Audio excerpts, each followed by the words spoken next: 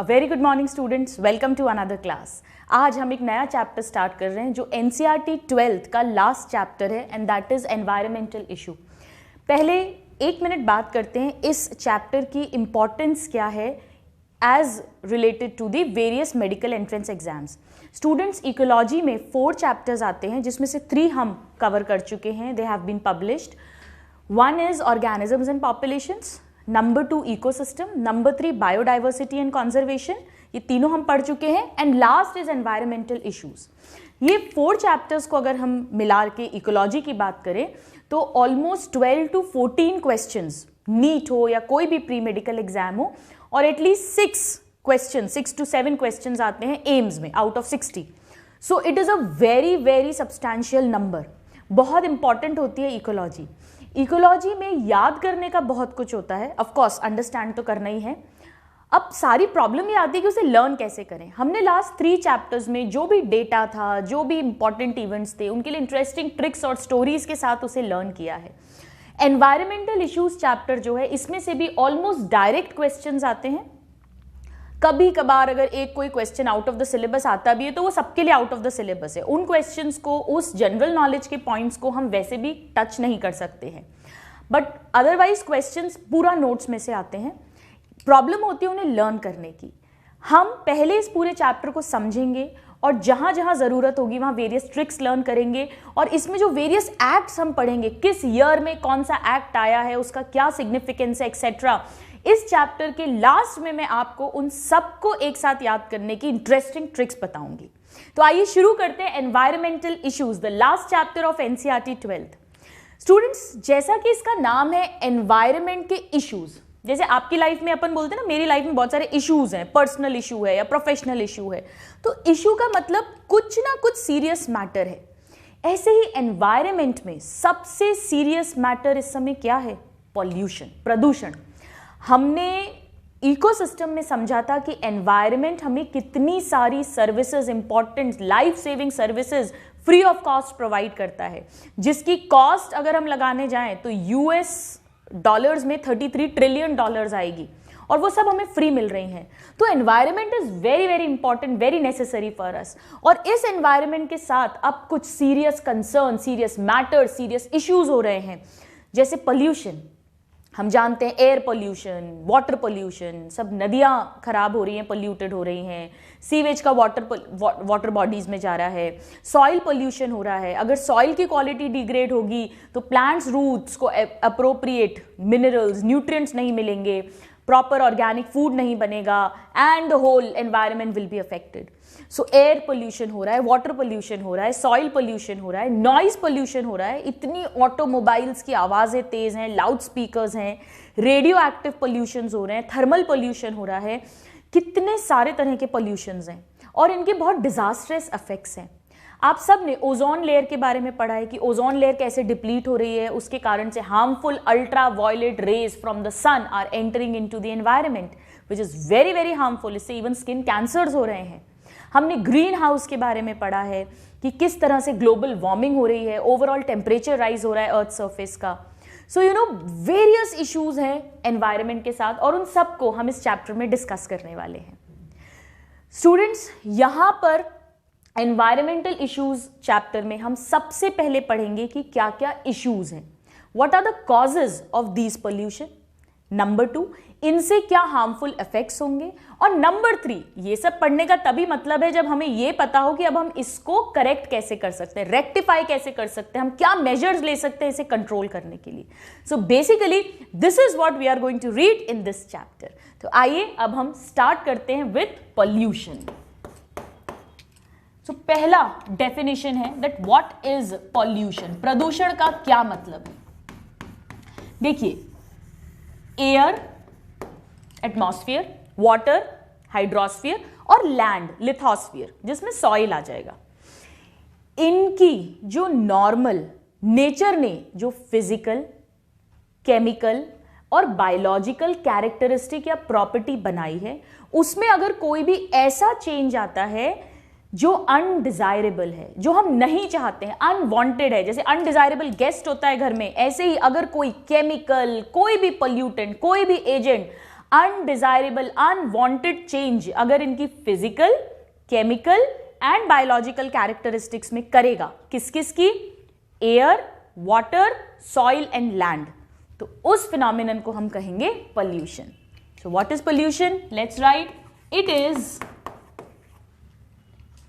The undesirable, हम नहीं चाहते, क्योंकि चेंज, बदलाव तो अच्छे के लिए भी होता है, पॉजिटिव भी होता है, हम यहां पर नेगेटिव चेंजेस की बात कर रहे हैं. It is the undesirable change in 3 physical, chemical and biological characteristics of किन किन की? Of air, water, soil, land. Actually कई बुक्स में एयर, वाटर एंड सॉइल लिखते हैं क्योंकि सॉइल पोल्यूशन लैंड पोल्यूशन का ही पार्ट है, but we will go by NCERT जहां पर clearly land, soil, air and water है, right, and land. This is known as pollution. So undesirable है फिजिकल, केमिकल, बायोलॉजिकल कैरेक्टरिस्टिक्स में of air, water, soil and land. और जो भी agent, चाहे वो फिजिकल एजेंट हो या कोई केमिकल हो या कोई बायोलॉजिकल, कोई लिविंग ऑर्गेनिज्म हो, जो भी agent air, water, soil, land में इस तरह का चेंज करवाएगा, के लिए रिस्पॉन्सिबल होगा, उसे हम कहेंगे pollutant. So the next definition is what is pollutant. Simple सी बात है, जैसे आपको एलर्जी है तो वो चीज जिसके कारण एलर्जी हो रही है वो क्या हो गया? एलर्जन. ऐसे ही जो पोल्यूशन कॉज कर रहे हैं वो सारे एजेंट्स क्या हो गए? Pollutant. So what is a pollutant? It is the agent which brings about this लिख देते हैं, which brings about this undesirable change. अब हम पूरा नहीं लिख रहे हैं, बट अगर एग्जाम में 12th में 1 मार्क में पॉल्यूटेंट की डेफिनेशन आए तो आप क्या लिखोगे? It is the agent which brings about undesirable change in physical, chemical and biological characteristics of air, water, soil and land. Right? So उस एजेंट को कहेंगे. जैसे कार्बन डाइऑक्साइड, कार्बन मोनोऑक्साइड, ये अगर एयर पोल्यूशन कर रही हैं, या सीवेज वाटर पोल्यूशन कर रहा है, तो वो सीवेज, वो गैसेस, वो डस्ट, वो सब क्या हो जाएगा? पॉल्यूटेंट हो जाएगा. नाउ स्टूडेंट्स, इंडिया में जो पोल्यूशन का सिनेरियो है उसे देखते हुए हमारी गवर्नमेंट ऑफ इंडिया ने एनवायरमेंट प्रोटेक्शन एक्ट पास किया था 1986 में, 3 years after the world cup win, cricket world cup win by India. और ये बहुत इंपॉर्टेंट इंफॉर्मेशन है, हालांकि हम लास्ट में सारे एक्ट्स को एक ट्रिक से भी लर्न करेंगे, बट अभी तो हमें फैक्ट याद करना है. So let's write that government of India, direct question है students, government of India passed environment act, या तो सिंपल एनवायरमेंट एक्ट बोलिए, बट एक्चुअली क्या है ये? Environment protection act. इसीलिए प्रोटेक्शन को ऐसे ब्रैकेट में लिखते हैं. So environment protection act in 1986, और इसके क्या ऑब्जेक्टिव्स थे? 2. पहले तो प्रोटेक्ट करना है, पहले तो जो चीज खराब हो रही है उसको बचाना है, right? Water pollution, air pollution, इन सबको कंट्रोल करना है. So to protect the environment. और फिर जब आपने बचाव कर लिया उसको सेव कर लिया, तो अब उसकी क्वालिटी को हम इंप्रूव कर सके. सो पहला पॉइंट हो गया टू प्रोटेक्ट, एंड सेकेंड हो गया to improve the quality of environment. और यहां पर हम किस एनवायरमेंट की बात कर रहे हैं? किसे हमें प्रोटेक्ट करना है या इंप्रूव करना है? अगेन वही, air, water and soil. Land इसी में इंक्लूडेड है. क्लियर? तो एनसीईआरटी में लिखा है government of India passed environment protection act in 1986 to protect and improve the quality of environment. Very very important students. पहले प्रोटेक्ट करेंगे, प्रोटेक्ट करने के बाद में इंप्रूव करेंगे क्वालिटी. 1986, 3 साल इंडिया ने जब वर्ल्ड कप जीता था पहला क्रिकेट में 1983 में, उसके 3 इयर्स बाद ये एक्ट दिया था और एनवायरमेंट प्रोटेक्शन एक्ट इसका नाम है। आइए अब हम पढ़ते हैं टाइप्स ऑफ पोल्यूशन। पहले पढ़ेंगे टाइप्स ऑफ पोल्यूशन, फिर पढ़ेंगे टाइप्स ऑफ पोल्यूटेंट्स। देखिए पोल्यूशन जो है उसे बहुत सारे बेसिस पे क्लासिफाई कर सकते हैं, हम वो सारे बेसिस पढ़ेंगे, राइट। एक्चुअली मेन 4 बेसिस पे क्लासिफाई करेंगे हम। तो पहले हम सबको डिटेल में पढ़ते हैं और फिर हम एक साथ भी लिख लेंगे ताकि हमें अच्छे से याद हो जाए, कुछ कंफ्यूजन ना हो। First basis, let's write. Basis है ओरिजिन, यानी कि जो पोल्यूशन हो रहा है वो नेचुरली हो रहा है, नेचर के कारण। जैसे कहीं पे कोई वोल्केनिक इरप्शन हो गया, ज्वालामुखी फट गया, उससे गैसेस निकली और उन्होंने हवा को पॉल्यूट कर दिया, या जंगल में आग लग गई, वुड बर्निंग हो रही है, उससे gases carbon monoxide, carbon dioxide, उनका कंटेंट बढ़ गया एयर में, एयर पोल्यूशन हो गया। ये भी हम नहीं चाहते, अनडिजायरेबल चेंज है, राइट। या जो पैडी फील्ड्स होते हैं, चावल के जो मैदान होते हैं, या जो मार्शी एरियाज हैं, दलदल वाले एरियाज हैं, वहाँ से लगातार मीथेन गैस निकलती रहती है, वो एटमॉस्फेयर में ऐड होती रहती है, विच इज़ अनवांटेड। तो ये सब क्या, ये सब नेचुरली हो रहा है, इसमें हम कुछ नहीं कर रहे हैं, इसमें हमारी इंसान की गलती नहीं है। This is called natural pollution. जबकि मैन मेड पोल्यूशन जो होगा, जैसे जो ऑटोमोबाइल्स में हम फॉसिल फ्यूल्स बर्न कर रहे हैं, आपने देखा होगा कई गाड़ियों के पीछे से काला धुआं निकलता रहता है, तो that is incomplete, not proper combustion, burning of fossil fuel, petrol, etc. because of maybe wrong driving, not proper quality of the fossil fuel. तो ये जो ऑटोमोबाइल्स के थ्रू या जो इंडस्ट्रीज हैं, जो एक्स्ट्रा इंडस्ट्रीज हैं, उनसे जो स्मोक निकल रही है, वो सब हम कंट्रीब्यूट कर रहे हैं। तो क्या ओरिजिन है पोल्यूशन का, उस बेसिस पे 2 टाइप्स का पोल्यूशन हो गया। एक natural pollution, natural pollution, right, and second man made. और अब तक हम जानते हैं कि मैन मेड को एंथ्रोपोजेनिक कहते हैं। सो एंथ्रोपोजेनिक, दैट इज हम जो एक्स्ट्रा क्रिएट कर रहे हैं, मैन मेड पोल्यूशन।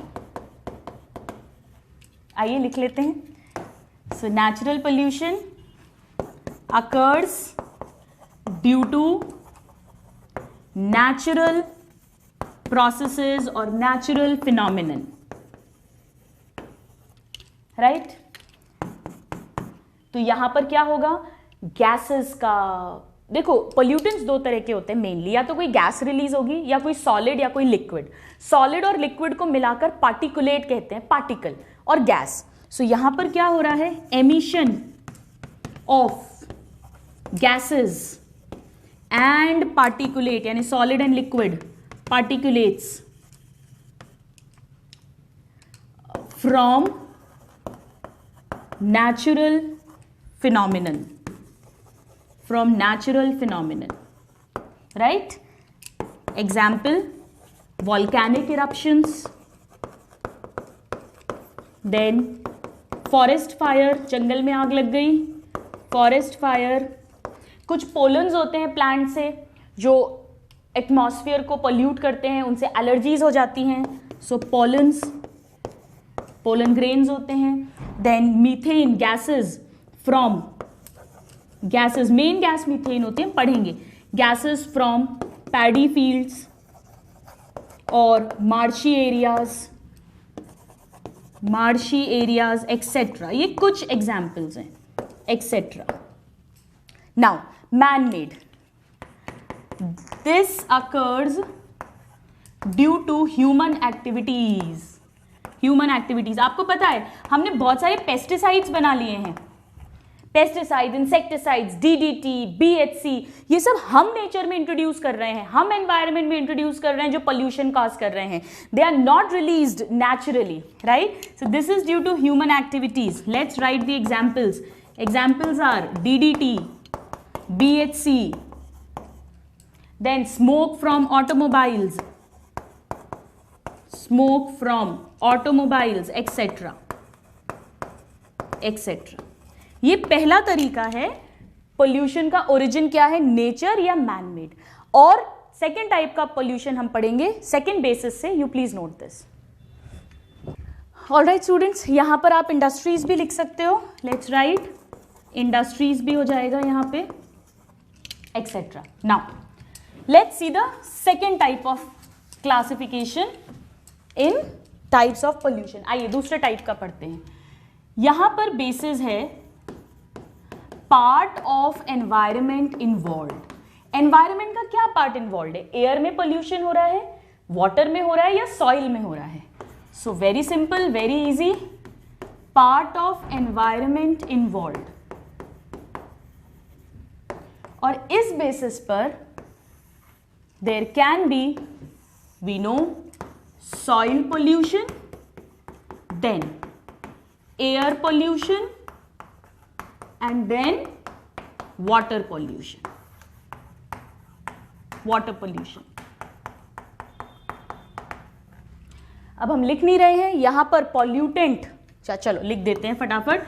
यहां पर pollutant is present in soil and it degrades, land पे present है, it degrades, it diminishes the productivity, the quality of soil. So pollutant present in soil and degrades, कम कर देते हैं, degrades its quality और productivity. Right right? कौन से होते हैं? जैसे हमें पता है बहुत सारे इंसेक्टिसाइड्स, हर्बिसाइड्स, वीडिसाइड्स, केमिकल. इसीलिए तो आजकल ऑर्गेनिक इंसेक्टिसाइड, वीडिसाइड्स या रिकॉम्बिनेंट वीडिसाइड्स, इंसेक्टिसाइड्स, इनका टाइम आ गया है. सो यहां पर एग्जाम्पल्स हो जाएंगे इंसेक्टिसाइड्स, वीडिसाइड्स, फंजीसाइड्स, फंगस को डिस्ट्रॉय करने के लिए सब केमिकल्स हैं. ये सब लेटर ऑन सॉइल की क्वालिटी को खराब कर देते हैं. Then air pollution. Air pollution means the pollutant, वो chemical is present in air या एटमॉस्फेयर. क्या हो सकता है? Carbon monoxide, carbon dioxide. Actually carbon dioxide जो है वो एक पर्टिकुलर कॉन्सेंट्रेशन तक तो नॉर्मल पार्ट होता है हमारे एनवायरनमेंट का, बट उससे ज्यादा अगर होता है तो पोल्यूटेंट होता है. तो हम इन दोनों की जगह पर कॉमन क्या लिख सकते हैं? Gases. Right? Nitrous oxide, sulphur oxide, ये सब गैसेस होती हैं. Hydrocarbons, these are all gases. Then smoke, smog. Smog मतलब धुंध. हम पढ़ेंगे स्मॉग कैसे बनता है. कोहरा, फॉग प्लस स्मोक से स्मॉग बनता है. राइट? एक्सेट्रा. गैसेस कहीं से भी, ऑटोमोबाइल से, इंडस्ट्री से, एक्सेट्रा, जो भी हवा में जा रहा है. Now water pollution. Water pollution में pollutant is present in water bodies. नदियों में, ओशियंस में, सीज में जो जा रहा है पोल्यूटेंट इन वाटर. बहुत सिंपल एग्जांपल्स हैं, आपको पता है. हमारे जो घरों का सीवेज है, डोमेस्टिक सीवेज, या जो लाइफ स्टॉक वेस्ट है. लाइफ स्टॉक मतलब वो एनिमल्स जो हमें इकोनॉमिकली बेनिफिट करते हैं, जैसे कैटल्स हैं, गाय है, भैंस है, काउस, बफेलोज हमें दूध देती हैं, या पिग है जिससे हमें मीट मिलता है, पोर्क. तो इन सब का जो वेस्ट है, फीकल मैटर है, ऑर्गेनिक मैटर है, वो सब भी फाइनली कहाँ जाता है? वाटर बॉडी में जाता है. So domestic sewage, then livestock waste,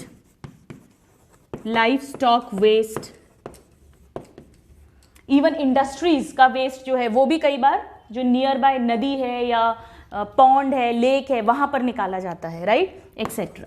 So this is the second way of classifying types of pollution. Please note this. All right, students, यहाँ पर हम industrial waste भी लिख देते हैं. Industrial waste. Now, let's see the next basis for classifying types of pollution. So the next basis is कि pollutant का physical nature कैसा है? Physical nature of pollutant. क्या वो कोई गैस है? क्या वो कोई डस्ट पार्टिकल है? क्या वो कोई साउंड है? क्या वो हॉट वाटर है? क्या वो कोई रेडियो एक्टिव केमिकल है? क्या है वो?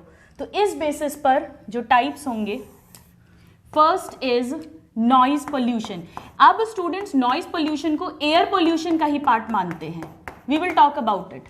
So noise pollution, why this occurs? This is due to high intensity sound, बहुत तेज साउंड, इसीलिए कहते हैं कि हॉर्न्स का वाइज यूसेज होना चाहिए.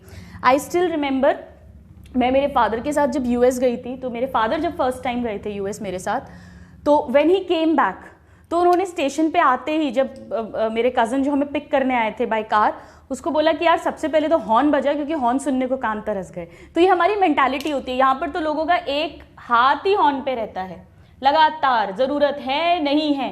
दे don't know how much pollution we are creating, और इसके कितने बैड इफेक्ट्स होते हैं जो आप इस क्लास में पढ़ेंगे. एंड आई जस्ट होप कि आप सबका जो एक परमानेंट हाथ होता है हॉर्न पर, वो हट जाएगा. ऑलराइट, या बहुत लाउड म्यूजिक जो हम चलाते हैं, कितने हार्मफुल डेंजरस इफेक्ट्स हैं. Now second is thermal pollution. Thermal का मतलब ही होता है thermo, temperature, hot water, right. So thermal pollution, this happens due to hot water, hot temperatures. Then radioactive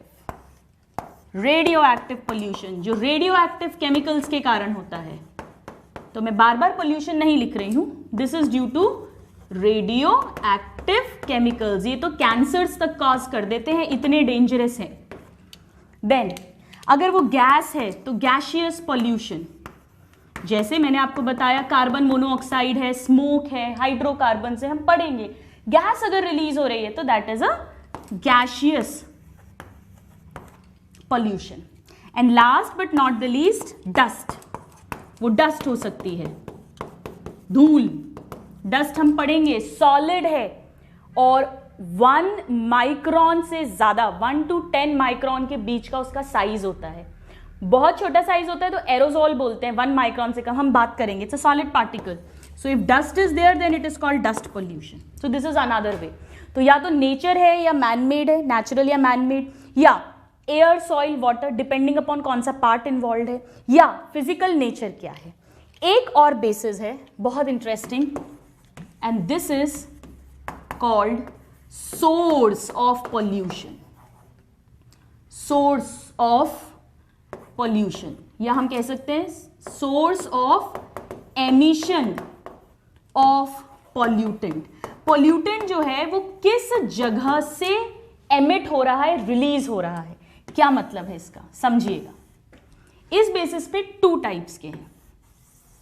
पहला होता है, जैसे मान लीजिए कोई एक सीवेज, म्युनिसिपल सीवर है, वहां से लगातार, वो एक सोर्स है, पॉइंट सोर्स है, डेफिनेट सोर्स है, और वहां से लगातार ये जो वेस्ट है, पोल्यूटेंट्स हैं, ये कोई नियर बाय रिवर है, वहां पर ड्रेन हो रहे हैं. तो उस रिवर के लिए ये जो म्युनिसिपल सीवर है, ये एक पॉइंट सोर्स हो गया. और इस तरह के पोल्यूशन को हम क्या बोलेंगे, पॉइंट सोर्स पोल्यूशन. लेकिन मान लीजिए कि कोई नदी है जहां पर कोई एक डेफिनेट जगह से पोल्यूटेंट्स नहीं आ रहे हैं, बहुत बड़ी खेत है, एग्रीकल्चरल फील्ड है, वहां से वो पोल्यूटेंट्स बहकर आ रहे हैं, एक बहुत बड़े एरिया से, कोई पिन पॉइंट जगह से नहीं, तो उसे हम कहेंगे non point source. So 1 is point source pollution. तो बिल्कुल इजी है, नाम से ही इसका मतलब समझ में आ रहा है. दैट मीन्स द एमिशन यानी release of pollutant is from a definite or a point source. एक पर्टिकुलर स्पेसिफिक सोर्स से वो पोल्यूटेंट आ रहा है. इसका एग्जाम्पल डायरेक्ट क्वेश्चंस आते हैं. म्युनिसिपल सीवर या कोई फैक्ट्री है, पर्टिकुलर फैक्ट्री, वहीं से उस एरिया की एयर पोल्यूट हो रही है. So that is also an example of point source. और एक पॉइंट है तो एक हो जाएगा नॉन पॉइंट सोर्स पोल्यूशन. यहां पर जो पोल्यूटेंट है वो एक बड़े एरिया से आ रहा है, पिन पॉइंट जगह से नहीं. So emission of pollutant from a larger area, बड़े एरिया से, larger area. Example, agricultural run off, बहुत बड़े खेत से run off, etcetera. Alright, so ये 4 बेसिस पे हमने पोल्यूशन को क्लासिफाई किया. Natural or man-made on the basis of origin.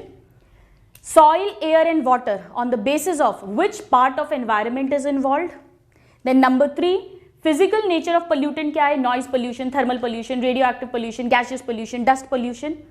And source क्या है pollutant का? Point source या non-point source? आप इसको नोट करिए और फिर हम पढ़ेंगे types of pollutants. So this is about the types of pollution. आइए अब देखते हैं types of pollutants. Let's see. इसे भी हम 3 टाइप से क्लासिफाई करेंगे. Types of pollutants. Pollutants मतलब वो एजेंट जो pollution cause कर रहे हैं. Now, first basis. यहां पर बेसिस ये है स्टूडेंट्स की आपने सुना होगा प्लास्टिक पे बैन लग गया है, पॉलिथिन्स पे बैन है. क्यों? क्योंकि हम बोलते हैं कि वो नॉन बायोडिग्रेडेबल है. डिग्रेडेशन या decomposition bio means living organisms. हमें पता है बैक्टीरिया, फंगस ये क्या करते हैं, जो भी ऑर्गेनिक वेस्ट होता है उसको डिग्रेड कर देते हैं, उसे नॉन टॉक्सिक में कन्वर्ट कर देते हैं. So this is called biodegradation. That means degradation or decomposition with the help of living organisms जो नेचुरली नेचर में प्रेजेंट होता है, एनवायरनमेंट में प्रेजेंट होता है. तो प्लास्टिक है, पॉलिथीन है, इवन एल्यूमिनियम फॉइल जो होती है या एल्यूमिनियम कैंस जो हम कोल्ड ड्रिंक्स में लेते हैं, या DDT for that matter insecticide है जो, या ग्लास, आयरन, ये सब नॉन बायोडिग्रेडेबल है. ये नेचुरली नेचर में लिविंग ऑर्गेनिजम्स इन्हें नॉन टॉक्सिक में कन्वर्ट नहीं करते हैं. तो ये नेचर में एक्यूमुलेट होते जाते हैं, इकट्ठे होते जाते हैं, and then they have various harmful effects in the environment. तो 2 ही तरीके हैं, या तो ये है कि आप इनके यूज पर लीगल बैन लगा दीजिए, या आप एथिकली इनके यूज को स्टॉप कर दीजिए, कोई ऑल्टरनेट ढूंढिए. जैसे आजकल पॉलिथिन्स, प्लास्टिक्स जो बैग्स हैं वो टोटली बैन हो गए हैं. आई रिमेंबर अभी कुछ दिन पहले तक अगर कोई शॉपकीपर के पास में पॉलिथिन्स का बंडल मिल जाता था, रैंडम स्टिंग ऑपरेशन चेकिंग हो जाती थी और उस पर बहुत भारी हैवी फाइन था.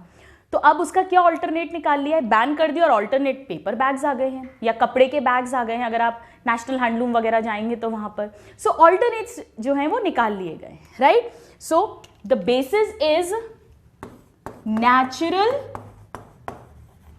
Disposal.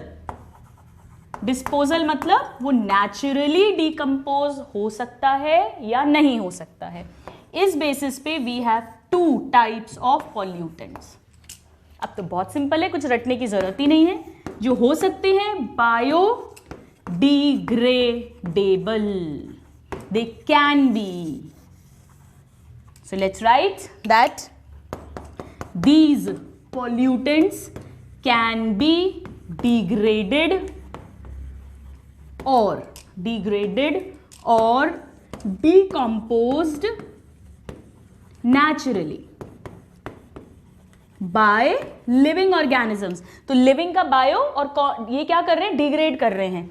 So by living organisms, we know bacteria, fungi, by living organisms naturally they can be degraded.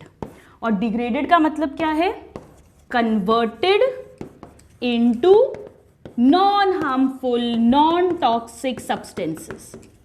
जो नुकसानदेह नहीं है हमारे लिए, उसमें इन्हें कन्वर्ट कर दिया जाएगा.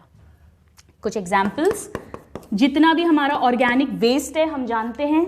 डोमेस्टिक सीवेज जो है, क्या रहता है डोमेस्टिक सीवेज में, सब्जियां जो हैं या फ्रूट्स जो हैं, वेजिटेबल्स हैं, उनके छिलके, उनके कुछ कट पीसेस, राइट, ये सब रहता है डोमेस्टिक सीवेज में. देन लाइव स्टॉक वेस्ट हम जानते हैं, जो भी फीकल मैटर है वेरियस एनिमल्स का, live stock waste. For that matter even paper, wood, paper, these are all biodegradable easily. Now second हो जाएगा non biodegradable. Students non biodegradable में उन्हें लिखते हैं, उन्हें कैटेगराइज करते हैं जो या तो डिग्रेड होते ही नहीं हैं बिल्कुल भी, और या बहुत स्लोली होते हैं.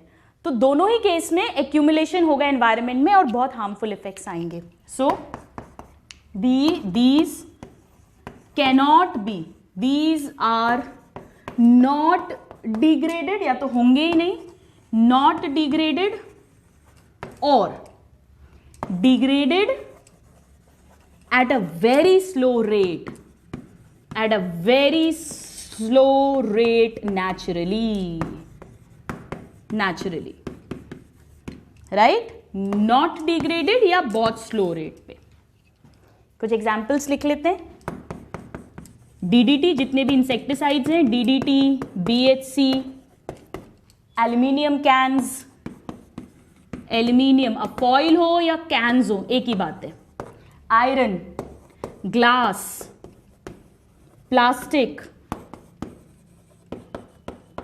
Right, all these, mercury, etcetera, these all are non biodegradables, और ये बायोलॉजिकली मैग्निफाइड होते हैं, यानी कि इनका अमाउंट लगातार बढ़ता जाता है। सो दे गेट बायोलॉजिकली मैग्निफाइड, लगातार बढ़ता जाएगा। वही वाली बात है स्टूडेंट्स, इंट्रोड्यूस तो होते जा रहे हैं एनवायरनमेंट में और कन्वर्जन हो नहीं रहा है वापस। यहां तो क्या होगा, ये ऐड हो रहा है, लेकिन वापस जो बैक्टीरिया है, फंजाई हैं, वो इसको वापस से मिनरल्स में, न्यूट्रिएंट्स में कन्वर्ट करके सॉइल को पहुंचा देंगे। So these get biologically magnified. Alright, so you note this and then we'll talk about the next basis of classification of pollutants. Students, next basis ये है कि देखते हैं pollutants को ही classify कर रहे हैं, qualitative है या quantitative है। क्या मतलब है इसका, qualitative और quantitative मतलब, quantitative का मतलब है कि वो नॉर्मल क्वांटिटी में एनवायरनमेंट में नेचुरली प्रेजेंट रहते हैं। जैसे कार्बन डाइऑक्साइड है, हमें पता है एटमॉस्फेयर में 0.03% कार्बन डाइऑक्साइड होती है, नॉर्मल पोल्यूटेंट की तरह काम नहीं कर रही है, हार्मफुल इफेक्ट्स शो नहीं कर रही है। It is very much required for photosynthesis by the plants, it is release by the respiration. हमने लास्ट चैप्टर में कार्बन साइकिल पढ़ी थी। लेकिन अगर एक पर्टिकुलर लेवल, एक थ्रेशोल्ड वैल्यू, एक क्रिटिकल वैल्यू से ज्यादा इसका अमाउंट हो जाए, क्वांटिटी बढ़ जाए, तो ये पोल्यूटेंट हार्मफुल इफेक्ट्स देने लगती है। तो ये हो गया क्वांटिटेटिव पोल्यूटेंट।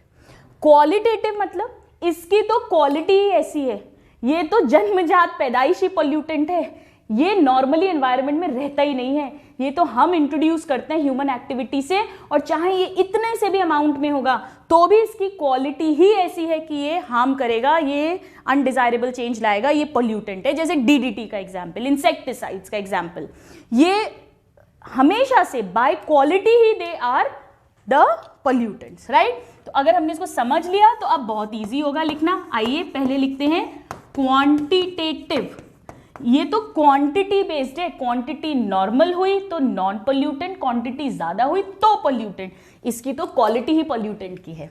सो क्वांटिटेटिव पोल्यूटेंट्स देखते हैं, डायरेक्ट क्वेश्चंस आते हैं इन सब पे से। These are normally present in environment harmlessly, normally nature ने इन्हें रखा है, present in environment, then they act as pollutants। कब बनते हैं pollutants? they act, वैसे तो normally present है, they act as pollutants when their concentration is higher than critical value या threshold value। clear? Critical value, उससे ज्यादा, बहुत ज्यादा क्वांटिटी हो जाए तो ये पोल्यूटेंट बनेंगे। आइए एग्जाम्पल लिख लेते हैं। हमें पता है स्टूडेंट्स, कार्बन डाइऑक्साइड या नाइट्रस ऑक्साइड्स जो होते हैं, nitrogen oxides, nitrous oxide etcetera, ये सारी गैसेस जो हैं नॉर्मली भी प्रेजेंट है, एक लेवल से ज्यादा होगा तो पोल्यूटेंट की तरह बिहेव करेगी। नाउ नेक्स्ट क्वालिटेटिव, इनकी तो क्वालिटी ही पोल्यूटेंट की है, क्वालिटेटिव पोल्यूटेंट छोटे से अमाउंट में भी है, मिनिमम अमाउंट में, तो भी ये पोल्यूशन का काम करेंगे। So these are not present in environment normally. Normally environment में प्रेजेंट नहीं होते हैं. फिर ये कैसे आते हैं एनवायरनमेंट में? हम ऐड करते हैं. हम है ना सारा पोल्यूशन कॉज करने के लिए. So added into environment by human. These are added into environment by human activity. Right? By human activities. Now इसके एग्जाम्पल्स लिख लेते हैं. अभी अभी जो हमने बात की DDT, BHC, ये सब इंसेक्टिसाइड्स हैं स्टूडेंट्स. इसे हम इंट्रोड्यूस करते हैं. These are qualitative and these are pollutants. These are pollutants even in minute amount. Quantitative के लिए तो हायर कॉन्सेंट्रेशन होना चाहिए, बट यहां पर थोड़े से अमाउंट में भी अगर है, even in minute amounts, then also they act as pollutants. Alright, just note this students. और भी बहुत सारे हो सकते हैं क्वालिटेटिव, जितने भी जो भी आर्टिफिशियली हम इंट्रोड्यूस कर रहे हैं, जैसे let's say fungicides, fungicides, weedicides, pesticides, सब जो भी हम इंट्रोड्यूस कर रहे हैं नेचर में नेचुरली प्रेजेंट नहीं है. चलिए अब हम एक और क्लासिफिकेशन देखते हैं पोल्यूटेंट्स का. Very very important. यहां पर बेसिस है कि समझिएगा. मान लीजिए मैं कार्बन डाइऑक्साइड की बात करूं, तो कार्बन डाइऑक्साइड जिस फॉर्म में एनवायरनमेंट में प्रेजेंट है उसी फॉर्म में वो पोल्यूटेंट बनेगी. ये अलग बात है जब कॉन्सेंट्रेशन ज्यादा होगा तब पोल्यूटेंट का काम करे, बट उसी फॉर्म में बनेगी. CO2 कार्बन मोनोऑक्साइड है, उसी फॉर्म में पोल्यूटेंट की तरह बिहेव करेगी. DDT मान लीजिए मैंने किसी फील्ड में डाला, तो जिस फॉर्म में मैंने रिलीज किया है DDT को, उसी फॉर्म में वो पोल्यूटेंट का काम कर रहा है. इसे कहते हैं प्राइमरी पोल्यूटेंट. जिस फॉर्म में वो रिलीज हुआ है एनवायरनमेंट में, उसी फॉर्म में वो पोल्यूटेंट की तरह काम कर रहा है. राइट? देखते हैं. सो फॉर्म ऑफ पोल्यूटेंट, ये बेसिस है. इन विच it exists after release into environment. बिल्कुल डिफिकल्ट नहीं है. अभी जब हम दोनों टाइप्स पढ़ेंगे तो अच्छे से क्लियर हो जाएगा. देखिए, form of pollutant in which it exist after release into environment. मैं एक्सप्लेन करती हूं, आपको समझ आ जाएगा. प्राइमरी पॉल्यूटेंट, बहुत क्वेश्चन आता है इन पे. प्राइमरी मतलब CO2 रिलीज हुई एज CO2, पॉल्यूटेंट का काम भी करेगी एज CO2. DDT रिलीज किया, ऐड किया एज DDT, पॉल्यूटेंट भी एज DDT ही काम करेगा. सल्फर ऑक्साइड्स, नाइट्रस ऑक्साइड्स, ये सब SO2, SO3, NO, NO2, ये सब इसी फॉर्म में रिलीज हो रही हैं और इसी फॉर्म में पॉल्यूटेंट का काम कर रही हैं. So primary pollutant means it is regarded as pollutant in same form as released into environment. जिस फॉर्म में एनवायरनमेंट में पहुंचा है उसी फॉर्म में pollutant का काम कर रहा है, सेम फॉर्म में. जैसे DDT, then carbon monoxide, carbon dioxide, then sulfur compounds like sulfur oxides, nitrous oxides, SO2, SO3, NO, NO2, etc. अब एक प्राइमरी है तो एक क्या होगा? जरूर सेकेंडरी पोल्यूटेंट. अब ये क्या होता है समझिए स्टूडेंट्स. ओजोन की अगर हम बात करें, ओजोन डायरेक्टली O3 के फॉर्म में कभी रिलीज नहीं होती ऑक्सीजन. वो तो O2 और O मिलकर O3 बनाती हैं. तो ये एक सेकेंडरी पोल्यूटेंट है. ये प्राइमरी पोल्यूटेंट्स के आपस में रिएक्शन करने के कारण जब कोई नया पोल्यूटेंट बना, जैसे फॉर एग्जाम्पल एक पोल्यूटेंट होता है PAN, it is परऑक्सी acetyl nitrate. ये इस फॉर्म में एनवायरनमेंट में नहीं पहुंचता है। ये कैसे बनता है स्टूडेंट्स? नाइट्रस ऑक्साइड और कुछ हाइड्रोकार्बन्स। हाइड्रोकार्बन्स इसमें कार्बन और हाइड्रोजन है, तो वो कुछ नाइट्रस ऑक्साइड्स हैं, कुछ हाइड्रोकार्बन्स हैं। ये प्राइमरी पॉल्यूटेंट्स हैं, एज इट इज रिलीज हुए हैं, एज इट इज पॉल्यूटेंट का काम करते हैं, और इनमें कुछ रिएक्शन हो जाती है और रिएक्शन होके PAN बन जाता है, राइट? या जैसे धुंध देखी होगी आपने दिल्ली पे, या जो पॉल्यूटेड सिटीज है उनके ऊपर एक धुंध चढ़ी रहती है ऊपर, स्मॉग कहते हैं उसको। तो वो डायरेक्ट धुंध कभी नहीं बनती, स्मोक होती है गैसेस की, और फॉग, कोहरा, वो मिलकर स्मॉग बना रहा है। तो ये कैसे बन रहे हैं? ये बन रहे हैं बाय रिएक्शन बिटवीन 2 और मोर primary pollutants. All right, so what we can write that these are formed as a result of reaction between 2 or more primary pollutants. As it is ये उस फॉर्म में इंट्रोड्यूस नहीं हुए हैं nature में जिस form में ये पॉल्यूटेंट का काम कर रहे हैं, प्राइमरी पॉल्यूटेंट्स, इसीलिए ये सेकेंडरी हो गए, right? Result of reaction. Example लिखते हैं इसके। Example O3 that is ozone, O2 plus O इससे बनता है। नेक्स्ट PAN, बहुत इंपॉर्टेंट है। दिस इज P से है परऑक्सी, A से है एसिटाइल, परऑक्सी एसिटाइल, कई जगह एसाइल भी लिखा होता है, नाइट्रेट। ये हाइड्रोकार्बन्स प्लस नाइट्रस ऑक्साइड से बनता है। देन स्मॉग, धुंध, जो बनती है स्मोक प्लस फॉग से। हम पढ़ेंगे इन सब के बारे में। So these are the secondary pollutants. All right, so just note this is very very important. हमने types of pollution and types of pollutants को डिस्कस कर लिया है। डायरेक्ट क्वेश्चंस आते हैं, आप इसे नोट करिए और फिर हम आगे बढ़ेंगे।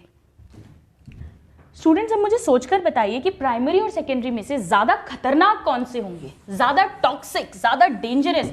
हमेशा जो रिएक्शंस करके बनते हैं वो केमिकल्स बहुत डेंजरस होते हैं। So comparatively these are primary ones are less toxic, whereas secondary pollutants are more toxic, right? Now यहां पर हमने types of pollution क्या होता है, types of pollutions कैसे होते हैं, pollutant क्या होता है और types of pollutants क्या होते हैं। अब हम स्टार्ट करेंगे with air pollution. We'll talk about air pollution, then water pollution, then soil pollution, and then other environmental issues. So let's begin with air pollution. क्या मतलब है air pollution का? भाई बड़ी सिंपल सी बात है, कोई भी ऐसे अनवांटेड सब्सटेंसेस जो एयर में इंट्रोड्यूस हो रहे हैं और उसकी क्वालिटी को खराब कर रहे हैं, उन्हें हम उस फिनोमिनन को हम कह देंगे air pollution. So what is air pollution? It is the addition of unwanted substances. कहां ऐड कर रहे हैं? unwanted substances in air, of course in air, which degrades, उसकी क्वालिटी को कम कर देता है, which degrades the air quality। कैसे कैसे कम होगा अभी हम देखेंगे। नाउ स्टूडेंट्स, एटमॉस्फेरिक या एयर पोल्यूशन की बात करें तो 99.95% एयर पोल्यूशन हम नहीं कर रहे हैं, वो नेचुरल प्रोसेसेस के कारण हो रहा है, नेचुरल पोल्यूशन है। हम कंट्रीब्यूट कर रहे हैं 0.05%, और उसे ही एक्चुअली हम कंट्रोल कर सकते हैं और उससे एक बहुत बड़ा डिफरेंस क्रिएट होगा एयर पोल्यूशन में। सो वेरी वेरी इंपॉर्टेंट ये क्वेश्चन आता है। 99.95% of atmospheric pollution is pollution, मैं पॉलिनेशन लिख रही हूं, pollution is natural because of natural processes, natural, बहुत बड़ा अमाउंट। कैसे? अब आप नेचुरल हम पढ़ चुके हैं, जैसे वॉल्केनिक इरप्शंस हो रहे हैं, वहां से जो गैसेस निकल रही हैं वो हवा में जा रही हैं, राइट? या फॉरेस्ट, जंगल जल रहे हैं, फॉरेस्ट फायर, देन गैसेस जो पैडी फील्ड्स, चावल की फील्ड से या मार्शी एरियाज से रिलीज हो रही हैं, इसमें सबसे इंपॉर्टेंट गैस मीथेन होती है, मैं बार बार बता रही हूँ क्योंकि डायरेक्ट क्वेश्चन है. So gases from marshy areas and paddy fields. इसके अलावा बहुत सारे फंगल स्पोर्स हैं, पोलन ग्रेन्स हैं जो एलर्जिक रिएक्शंस कॉज करते हैं, हवा में रहते हैं. जैसे बैंगलोर में अगर आप जाओगे तो बहुत कॉमनली इस तरह के पोलन्स वहाँ की एयर में हैं कि वहाँ मैक्सिमम लोगों को अस्थमा का असर आ जाता है. They have effect of asthma, they have difficulty in breathing. Alright, like my sister-in-law, whenever she goes to Bangalore, then she has to carry her inhaler, and when she's in her hometown, she's fine, right? So यहाँ पर हम लिख सकते हैं fungal spores, then pollens, etc. ये कुछ examples हैं. ये 99.95% of atmospheric pollution को contribute करते हैं, जबकि 0.05 टोटल 100 हो जाएगा. 0.05% of atmospheric pollution is because of human activity. That means it is anthropogenic. Anthropogenic human activities के कारण है, राइट? अब इसमें क्या हो सकता है एग्जाम्पल? ह्यूमन एक्टिविटीज मतलब यही जो इतने ऑटोमोबाइल्स यूज हो रहे हैं, इंडस्ट्रीज से स्मोक निकल रही हैं, या जो इनकम्प्लीट कंबस्शन हो रहा है वुड का, right? So let's write some, जैसे कि industries, industrial smoke, right? Then vehicles, basically burning of fossil fuels, burning of fossil fuels, कोयला जला रहे हैं हम, लकड़ियां जला रहे हैं, एक्सेट्रा, राइट? एक्सेट्रा. तो आइए अब हम लिखते हैं कि क्या क्या सोर्सेज हैं इन एयर पोल्यूशन के. Please note this. Alright students, तो आइए अब हम देखते हैं इस एयर पोल्यूशन के सोर्सेज क्या होते हैं. Let's see. So what are the sources और causes of air pollution?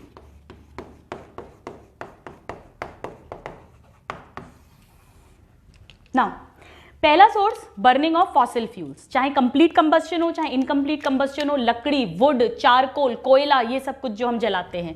So this is called incomplete और कंप्लीट बर्निंग और combustion of carbon content in fossil fuels. In fossil fuels हम short में क्या लिख सकते हैं, अगर इतना सब कुछ याद नहीं करना है तो बर्निंग ऑफ फॉसिल फ्यूल, वो चाहे कंप्लीट बर्निंग हो या इनकम्प्लीट बर्निंग हो, burning of fossil fuels like would, charcoal, etcetera. और इसी तरह से जब हम पेट्रोल, डीजल, ये वाले फॉसिल फ्यूल्स की बर्निंग हो रही है हमारी गाड़ियों में, ऑटोमोबाइल्स में, एयरक्राफ्ट्स में, लोकोमोटिव्स में, then the second cause becomes, second source क्या हो गया?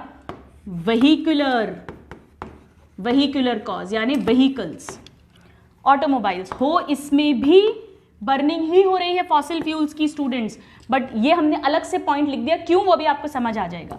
सो ऑटोमोबाइल्स, लोकोमोटिव्स जो भी गाड़ियां हैं, locomotives, aircrafts, even aircrafts, airplanes, etcetera. यहाँ पे पेट्रोल, डीजल, उन सब की बर्निंग हो रही है. बर्निंग. नाउ इंडस्ट्रीज से स्मोक आ रही है, वेरियस, अलग अलग, डिपेंडिंग अपॉन कौन सी किस चीज की इंडस्ट्री है उस तरह की स्मोक प्रोड्यूस होगी. So smoke from industries, very easy to remember, nothing to mug up. मेन तो हवा में यही होता है, इंडस्ट्रीज से आता है, व्हीकल से आता है, और फॉसिल फ्यूल्स जो भी हम घरों में जला रहे हैं उससे आता है. एंड नेचुरल सोर्सेज हमने अभी लिखा है, मैं क्विकली लिख देती हूं. Volcanoes, then pollens, then fungal spores, then gases from, रट जाना चाहिए स्टूडेंट्स, कहां से बताइए? Marshy areas and paddy fields etcetera. अब अगर इसमें से सबसे खतरनाक पूछा जाए, सबसे ज्यादा अफेक्ट किसका है, नेचुरल रिसोर्सेज 99.95% पोल्यूशन कॉज कर रहे हैं, पर हम बात कर रहे हैं कि सबसे ज्यादा अफेक्ट किसका है, कौन सबसे ज्यादा एयर पोल्यूशन कॉज कर रहा है, that is vehicle. Students 80% air pollution, जो खतरनाक अफेक्ट्स हैं एयर पोल्यूटेड होने के, that is coming from vehicles, right. We will talk कैसे हम इसे कंट्रोल कर सकते हैं, कैसे आप आपके 2 व्हीलर्स 4 व्हीलर्स को ट्यून रख सकते हैं कि वो कम से कम पोल्यूशन कॉज करे। सो लेट्स राइट डाउन, यहां पर हम एक नोट लिख रहे हैं और नोट ये कहता है कि maximum air pollutant, maximum air pollution, आप कंफ्यूज मत होइएगा कि अभी तो आपने कहा 99.95% नेचुरल रिसोर्सेज के कारण है, बिल्कुल है, हम यहां डेंजरस हार्मफुल इफेक्ट की बात कर रहे हैं। So maximum air pollution is vehicular or due to automobiles कितना 80%। और हम यहीं पर लिख देते हैं स्टूडेंट्स कि नॉइज पोल्यूशन की अगर हम बात करें तो 75% ऑफ नॉइज पोल्यूशन जो है वो बड़े बड़े स्पीकर चलाने से नहीं होता, कितने लोग चला रहे हैं, वो कितना शोर मच रहा है, वो होता है दिन रात जो ये गाड़ियों के हॉर्न बज रहे हैं और जो नॉइज पोल्यूट हो रही है because of automobiles. So let's write here, ये एक और नोट है दैट 75% ऑफ नॉइज पोल्यूशन, अब नॉइज पोल्यूशन को एयर पोल्यूशन में इंक्लूड करते हैं, हम इसको पढ़ेंगे अलग से, that is also due to same automobiles, right. So this is very very important piece of information. तो आज की क्लास में स्टूडेंट्स हमने देखा, चलो आप पहले इसको इतना लिखो फिर हम बात करते हैं। तो स्टूडेंट्स हमने देखा कि कैसे industries, automobiles, burning of fossil fuels, natural resources air को लगातार पोल्यूट कर रही हैं, और ये जो एयर है इस पे हम सब डिपेंडेंट है अपनी रेस्पिरेटरी नीड के लिए, यहीं से हमें ऑक्सीजन मिलता है, यहीं हम अपनी CO2 रिलीज करते हैं। So let's write that, very very important NCERT का पैराग्राफ है, we are dependent on air for our, ये क्वेश्चन आता है रेस्पिरेटरी नीड्स, और इसको तो रटने की जरूरत नहीं है, तो आप जानते ही हो कि हमारी रेस्पिरेटरी नीड्स के लिए हम एयर पे टोटली डिपेंडेंट हैं। और ये जो एयर पॉल्यूशन है ये इंजरी करता है सभी लिविंग ऑर्गेनिजम्स को, चाहे वो प्लांट्स हो, एनिमल्स हो, डिकम्पोजर्स हो, सबको हार्म करेगा। So air pollution causes injury to all living organisms, very very important. मैं हमेशा बोलती हूं स्पेशली इकोलॉजी में हर लाइन, हर वर्ड ऑफ NCERT पे क्वेश्चन आता है। नाउ क्या क्या हार्मफुल इफेक्ट्स करता है वो देखें। प्लांट्स में ये ग्रोथ को रोक देगा, क्रॉप की जो यील्ड है, जितना क्रॉप प्रोडक्शन होता है उसे कम कर देगा। सो इट डिक्रीजेस और reduce growth and yield of crop. Then even plants की प्रीमेच्योर डेथ हो सकती है। रेस्पिरेटरी प्रॉब्लम अगर ये बराबर ऑक्सीजन नहीं मिल रहा, CO2 रिलीज नहीं हो रहा, suffocation, it can even cause premature, air pollution की बात कर रहे हैं, प्रीमैच्योर डेथ ऑफ प्लांट्स। ऐसे ही एनिमल्स में, चाहे वो ह्यूमंस हो या कोई भी एनिमल्स हो, रेस्पिरेटरी प्रॉब्लम्स कॉज करते हैं। So it can cause respiratory, वही सफोकेशन होना, सांस नहीं आना, दम घुटना, इवन डेथ हो जाना। सो रेस्पिरेटरी प्रॉब्लम्स हम पढ़ेंगे कौन कौन सी, in humans and other animals. Now ये तो हमने देखा कि सभी तरह के एनिमल्स को ये प्रॉब्लम करते हैं एयर पोल्यूशन। अब कितना अफेक्ट आएगा ये कैसे डिसाइड करें? सो this is another very important point that The effect of air pollution depends upon, अब इसको बिल्कुल नहीं रटना, ये बहुत सिंपल है, डिपेंड्स अपॉन। देखो भाई सिंपल सी बात है, एक तो ये इस बात पर डिपेंड करेगा कि आप कितनी देर तक उस पॉल्यूटेंट को एक्सपोज हो रहे हो। दूसरा, खुद वो जो लिविंग ऑर्गेनिज्म है उसकी खुद की कुछ प्रॉपर्टीज होंगी, और तीसरा उस पोल्यूटेंट का कॉन्सेंट्रेशन कितना है। अगर मान लो वो बहुत कम कॉन्सेंट्रेशन में है और आप थोड़ी सी देर के लिए एक्सपोज हो तो फिर हो सकता है कि आप पे उतना अफेक्ट नहीं आएगा। हर किसी को थोड़ी ना कोई रेस्पिरेटरी प्रॉब्लम हो रही है, डिपेंड करता है उसकी खुद की इम्यूनिटी कैसी है, खुद वो कितनी देर के लिए एक्सपोज हो रहा है और उस पोल्यूटेंट का उस एयर में कॉन्सेंट्रेशन कितना ज़्यादा है। हो सकता है कहीं पे बहुत हाई लेवल में कोई टॉक्सिक गैस हो, थोड़ी भी देर आप एक्सपोज हुए and you may get the harmful effects. हो सकता है कहीं बहुत कम कॉन्सेंट्रेशन में है तो बहुत टाइम लगेगा एक्सपोजर में, तब जाके इफेक्ट आएंगे। और उसमें भी एक इंसान जिसकी इम्यूनिटी अच्छी है उसे कम इफेक्ट्स आएंगे, जिसकी पुअर है उसे ज़्यादा इफेक्ट आएंगे। So that all depends. तो 3 फैक्टर्स हमें अच्छे से समझ आने चाहिए, याद होने चाहिए।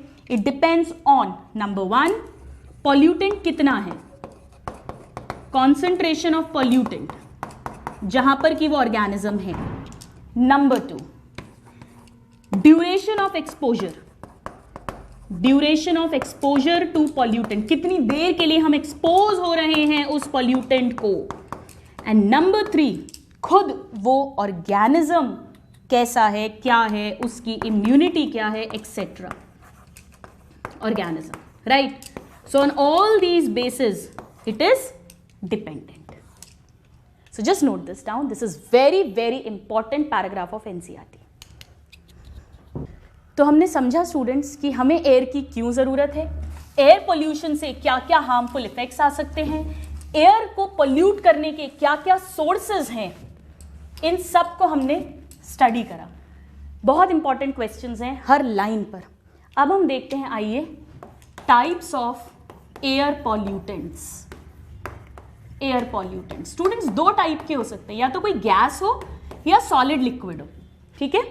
तो नंबर 1 इज कोई गैशियस मिक्सचर है, gaseous mixture. It could be carbon dioxide in high concentration, carbon monoxide, right. मैं कुछ नाम लिख देती हूं, जैसे कार्बन मोनोऑक्साइड, देन हाइड्रोकार्बन्स हम पढ़ेंगे, मीथेन एक हाइड्रोकार्बन है, इथिलीन एक हाइड्रोकार्बन है, let me write, ethylene, methane etcetera. Then sulphur compounds, sulphur oxides, SO2, SO3 etcetera. Then nitrous, nitrogen oxides like NO2 etcetera, right. And ये तो main है, and others. इनके बारे में हम नेक्स्ट क्लास में एक एक के बारे में पढ़ेंगे, कैसे कैसे ये हार्म करते हैं। नाउ सेकेंड जो है उसे हम पार्टिकुलेट मैटर कहते हैं। पार्टिकल सॉलिड हो सकता है या लिक्विड हो सकता है, गैस नहीं है लेकिन, सो पार्टिकुलेट मैटर। नाउ मैं लिख देती हूं सॉलिड और लिक्विड स्टेट में। अब समझिएगा, अगर ये पार्टिकुलेट मैटर बड़ा है, अब बड़ा मतलब इतना बड़ा नहीं, 10 माइक्रोमीटर से ज़्यादा का, तो वो ज़्यादा देर तक हवा में नहीं तैर सकता। हवा में हल्की चीज़ तैरती है तो वो एक दिन के अंदर ही सेटल हो जाएगा। जैसे ही वो पहुंचा एयर में, इंडस्ट्री से, बर्निंग से, कैसे भी, वो तुरंत सेटल हो जाएगा। इसे कहते हैं settleable particulate matter. So if the size of particulate matter is more than 10 micrometer, then it is called, ये सेटल होने लायक है, सो सेटलेबल पार्टिकुलेट मैटर। ये डायरेक्ट क्वेश्चन पूछते हैं, और ये it settles down in less than a day। एक दिन के अंदर अंदर ये सेटल हो जाएगा, क्योंकि थोड़ा भारी है, ये 10 माइक्रोन या उससे ज़्यादा का है, 10 माइक्रोन से ज़्यादा का है। और अगर साइज 10 माइक्रोन या उससे कम है, बहुत ही छोटा है, ये कई हफ्तों तक, कई दिन तक हवा में लटका रह सकता है, रिमेन कर सकता है। लटके रहने को हम सस्पेंशन कहते हैं। सो this is called suspended particulate matter और SPM। आपने कई जगह पर SPM अपनी प्रीवियस क्लासेस में पढ़ा होगा। So it remains, they remain in air for days, for weeks, क्योंकि हल्के हैं, इसमें रटने वाली कोई बात नहीं, हल्के हैं तो लटके रहेंगे, भारी हैं तो सेटल हो जाएंगे। नाउ ये जो सस्पेंडेड पार्टिकुलेट मैटर है ये भी 2 टाइप्स का है, 1 माइक्रोन से ज्यादा या 1 माइक्रोन से कम डायमीटर में, right. So size is more than 1 micron. अब नेचुरली 1 से लेके 10 तक ही होगा क्योंकि 10 के ऊपर तो सेटेलेबल पार्टिकल है। सो मोर देन 1 या लेस देन 1। जो लेस देन 1 है उन्हें हम एरोजोल्स कहते हैं। So these are the aerosols. Smoke, ये एरोजोल्स हैं। और जो 1 माइक्रोमीटर से लेके 10 मतलब कंपैरेटिवली थोड़े बड़े हैं, वो सॉलिड भी हो सकते हैं और वो लिक्विड भी हो सकता है। अगर वो सॉलिड है तो वो कहलाता है डस्ट, जिसे हम धूल कहते हैं, डस्ट। और अगर वो लिक्विड है 1 माइक्रोन से बड़ा, 1 से लेके 10 माइक्रोन के बीच का एसपीएम जो लिक्विड फॉर्म में प्रेजेंट है, हवा में लटका हुआ है, ठहरा हुआ है, उसे हम कहते हैं mist. This is mist, right. So solid अगर है तो डस्ट और लिक्विड अगर है तो मिस्ट। क्वेश्चन आते हैं डायरेक्ट, मिस्ट क्या है, लिक्विड है, सॉलिड है, साइज क्या है, सस्पेंडेड पार्टिकल है या सेटलेबल है, right. So this is a major classification. Next class में हम स्टार्ट करेंगे इन सारे गैशियस एयर पोल्यूटेंट्स और सभी पार्टिकुलेट मैटर वाले एयर पोल्यूटेंट्स कि कैसे ये हमें हार्मफुल इफेक्ट प्रोड्यूस करते हैं हमारे मीन्स हमारे पूरे नेचर पे, प्लांट्स पे, एनिमल्स पे, ह्यूमंस पे एक्सेट्रा। क्योंकि हमने क्लास के स्टार्टिंग में बात की कि हम टाइप ऑफ पोल्यूशन पढ़ेंगे, उसकी डिटेल्स पढ़ेंगे, उसके कॉजेज पढ़ेंगे जो हमने पढ़ लिए हैं यहाँ पर एयर पोल्यूशन के, उसके इफेक्ट्स पढ़ेंगे जो अब हम नेक्स्ट क्लास में पढ़ेंगे, ताकि फिर हम उसके करेक्टिव मेजर्स, ट्रीटमेंट को भी पढ़ सकें। So with this, I end up this today's class. I hope you are enjoying. It's a very general chapter, but very interesting and very scoring. See you in the next class. Till then, a very happy learning and have a good day. Thank you.